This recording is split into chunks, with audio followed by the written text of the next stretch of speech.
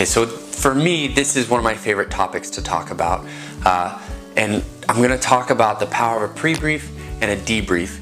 And guys, had I really understood how to do this well when I was a younger instructor, the quality of the student that I would have produced would have been so much better.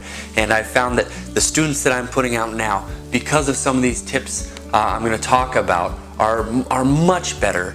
And you know, their propensity to learn is much better if I'm setting the proper environment during the pre-brief and the debrief for them. Okay, so let's talk about some things that make a pre-brief and debrief really powerful. First and foremost, the pre-brief especially, you're really setting the tone for the day. You're setting the tone for the flight. You're setting your expectations, your standards for the day, so that there's no ambiguity. Okay, they know what they're getting with you. You know, you've made clear what you're expecting from them, and there's no confusion there. And so if you set the tone and do it in a good way, you set the standard, you show up on time, right? That's one thing I see a lot of instructors just kind of mosey in 5 minutes past brief time, talking to their other dudes over here. Not really the best way to set the tone as an instructor. You know, we have expectations for students, so I just ask that we do the same as instructors. And thirdly, with the power of the brief, the pre-brief especially, we're setting objectives for the day, okay? And these are specific objectives, quantifiable objectives that I talk with my student about, and I say, hey, okay, dear student, these are the 3 things that I'm looking for today specifically from you, and these are quantifiable things that we can come back to the table after our flight and say, hey, did we do this? Did we do it well? If we did it well, what were some of the secrets to success? And if we didn't accomplish that objective, where were our shortcomings, and how can we make it better for next time? But I write these down, and what's great about a syllabus program like we have at the schoolhouse is that as you get a little bit more experience, you understand where students should be. For example, on ride 3, these are the 3 things. These are 3 good objectives because I've seen my students at this stage in the game. I've seen my students be weak in these areas. So I'm going to write down these 3 objectives, talk to my student about them beforehand, and give them some tips on how to succeed and do well with these objectives. If you can do that, I think that they'll step up to the challenge most of the time. But yeah, give some objectives before you step. And then lastly, with the pre-brief, this is kind of our one shot to learn our audience, okay? And we talk about that with instruction, the importance of knowing your audience, right? The Air Force axiom of knowing your audience. Well, in the schoolhouse, that's really difficult because I get this one shot usually. I fly with the student usually one time as they're going through the course. I get this one shot to assess how this student learns best. And that's really hard to do. You know, in the AMC side, or when you're deployed, you have these hard crews where you get all of this time to learn your audience and know, okay, this co-pilot or this load master responds best to this type of instruction. And you can do a little trial error. You can see how they've learned best. You know, okay, they're a visual learner or they're an audio learner, etc., etc. But in the schoolhouse, that's a really hard thing to do. 5 minutes before the brief time is assess, okay, is this kid a visual learner or not? But we can still keep our eyes open and ears open to get some clues and cues, if you will, as to how this student might learn best, okay? So let's go over 3 real quick tips on the pre-brief and how to do that very well. The first one is to engage your student, okay? If you're just doing that monotonous, okay, these are the briefing items, 1, 2, 3, 4, you're putting everybody to sleep. The utility in that and the learning that's going to happen with that is really 0, okay? You have to have that eye contact. You have to engage your student, come across the table, put yourself in their shoes, and say, how am I going to get you on board with this plan today? How am I going to get you on board to learn the most that you could possibly learn today? Okay, so engage your student. We've all been there when your students are briefing the 1, 2, 3, 4, and they're putting everybody at the table to sleep. I like to kind of look around the table in the briefing room and see, okay, who's actually paying attention here? And if they're not, that's something that I'll talk to my student about is, hey, you gotta engage us, man. Tell a story. We're famous for our There I Was stories. And those stories are really great because a lot of time there's learning objectives. You know, here's what I learned from this story, and here's how maybe you can learn from my mistakes, or you can learn from my story. So engage your student. That's the first, and I really think the most important thing with the pre-brief. The next successful tip is to instruct and not necessarily lecture your student, okay? If you're teaching and you're asking questions, and this kind of goes hand in hand with the engagement, but I'm teaching them, I'm not just telling them how it is or how it should be or what you're doing wrong, okay? Because students, you know, the science supports the fact that students aren't going to respond to that lecturing, but if you're engaging them and really showing the love for wanting to teach them, they will respond positively to that, and they're going to ultimately learn more from that, okay? And then thirdly, what we talked about earlier was the strength of objectives, but going over those objectives in the pre-brief and saying, here's what we expect for today. Here are 3 things we're going to talk about when we come back to the table after the flight. If you're writing those down and going over those with your student, man, you'll find that your student is stepping up to that, okay? So after the flight, right, we come back in the debrief, and I've got 3 tips for success for the debrief as well, which I'll be the first to admit it's taken me a while to learn these, but I'm going to share them with you, and hopefully you can take these with you, and you don't have to take 10 years to figure this out, okay? So the first one is, don't rush to your debrief, okay? I see after our flights as instructors, we want to get back to the debrief room, get to the table, talk it out, yeah, get the grade book, and then go home. I'll tell you, your debrief is going to be better if you take 5-10 minutes, sit by yourself, write down some of the learning objectives, some of the shortcomings, some of the strengths, review your notes so that you can go to the table and have a really powerful, efficient debrief that is conducive to your student learning, okay?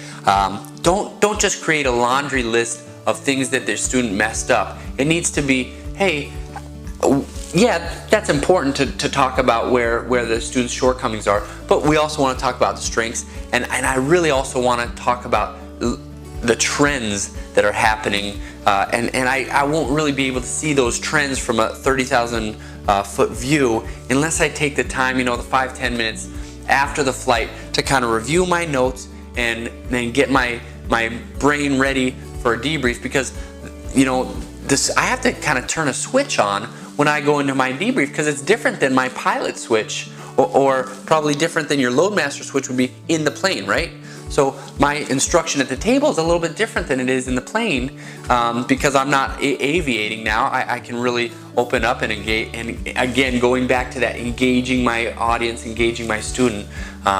But yeah, don't rush into it is the moral story there for that first one. The second one is with the debrief, please don't make it a history lesson. We were all there for the flight. We were all there, and I do think it's important to take good notes, and I'm going to do a video series on that to follow this is successful note taking. But don't make it a history lesson, okay? Let's get the big rocks done. Let's figure out why did we have these issues, or what were our secrets to success, but let's not just make it a 2-hour history lesson.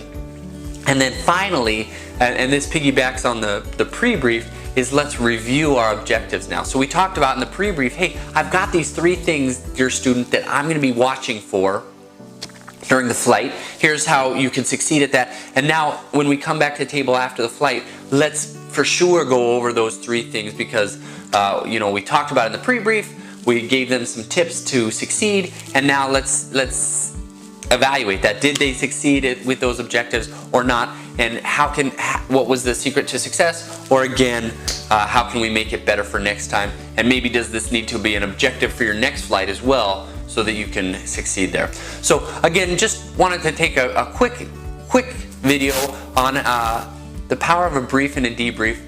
If you can do some of those tips and start incorporating them then in your daily instruction, I really think the quality of the student is going to be that much better. You're going to be much better as an instructor, so I hope you enjoyed it. Okay, so I've decided to add a bonus onto that last video of the pre-brief, debrief, and I think it kind of goes in coordination with it, and it's this.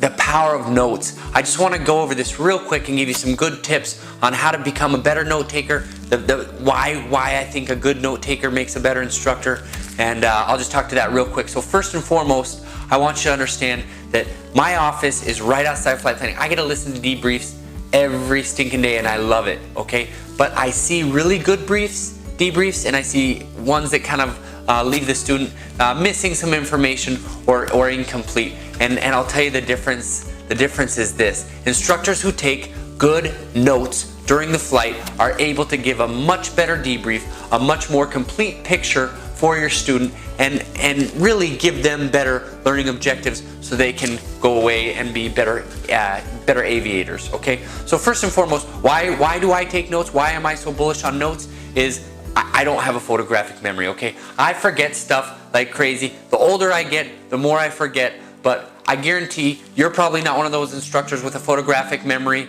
I go and do 1, 2, 3 routes, and then I do landings for an hour and a half. By the time I come in for my debrief, 4 hours, 4.5 hours later, me remembering what happened on that first route, no, I forget. I'm human. And so unless I have good notes taken on this notepad, I'm not going to remember all the highlights and lowlights for my student, and I'm not going to be able to give them a complete picture of how they did, what their performance was, what their strengths were, and what their weaknesses are. Another thing I see with the power of the notepad and the power of the notes is that I'm able to really see I'm able to kind of step back and take a macro look at the flight and see if there were any overarching trends for the day. So I've got all these notes, these 2 pages of notes, 3 pages of notes. Well, I can kind of chunk that down and say, okay, well, this seems to be a trend. You did it here, here, and here, or you were really good at this over and over again. So I'm gonna grade that out. But I'm able to see those trends, and really, if I can analyze trends and give that trend information to my students and say, hey, you had a trend of doing this. Here's a good instructional fix. Go and succeed next time, or build this into your objectives for next flight. That's a really powerful tool as an instructor. And also, the third thing is it really helps to come up with a good solid debrief. You know, if I don't have this notepad, my debrief is lacking. I'm trying to remember what happened during the flight, and I'm not that great at it, okay? So if you're not a note taker, I'm gonna give you the 4 steps on how to become a note taker. And if you're not a note taker, that's fine, but give it a shot. What does it hurt? You know, it might be a little out of your comfort zone, or you feel like you're writing stuff down when you should be focusing on airspeed controller or, you know, safety of flight. And that's absolutely true. We need to understand that safety of flight comes first. But let me give you some 4 real quick tips on how to start becoming a better note taker. First thing, and this is what I did when I realized the power of the note taking, was I built myself a cheater. Okay, so I had my own little notepad that I wrote down on it. Okay, this is what we've done. These are some common mistakes. So I write those out before we even go fly, and then I can just check the box, yes or no, did you do that? And I think you'll see that if you've got a cheater for your notepad, that'll help you along the way and get you there. The second thing is to commit to doing it. So for those of you who know me and have heard me talk about this before, which is probably most of you, I commit every flight to 2 pages of notes. 2 pages, full pages of notes for my student every flight. Whether it's a half an hour flight, whether it's a 4-hour flight, I guarantee that I'm going to have 2 pages of notes rather. Sometimes more, and sometimes I don't meet the goal, but that's my goal that I set, and I commit to it, okay? And do I debrief everything on all 2 pages of notes? No, it becomes kind of a laundry list. But again, I can kind of step back, and that 5 minutes before I go into the debrief, or 10 minutes before I go into the debrief, I can review these notes, look at trends, see the big picture items, think of those 3 big DFP items I'm going to talk about, but I commit to 2 pages of notes. The other thing that will be helpful in making you or teaching you to start taking notes is going to be just learning when to take the notes. We're a lot of times we're busy, we're in critical phases of flight, where me being heads down for the 4 seconds that it takes to write this thing down, could jeopardize the safety of this airplane. So understand that there are good times to take notes and bad times to take notes, and maybe what would be a good thing to do is, before I even go today, say, okay, probably during this phase of flight I will be able to take a note here. Probably during this phase of flight I will be able to take a note here.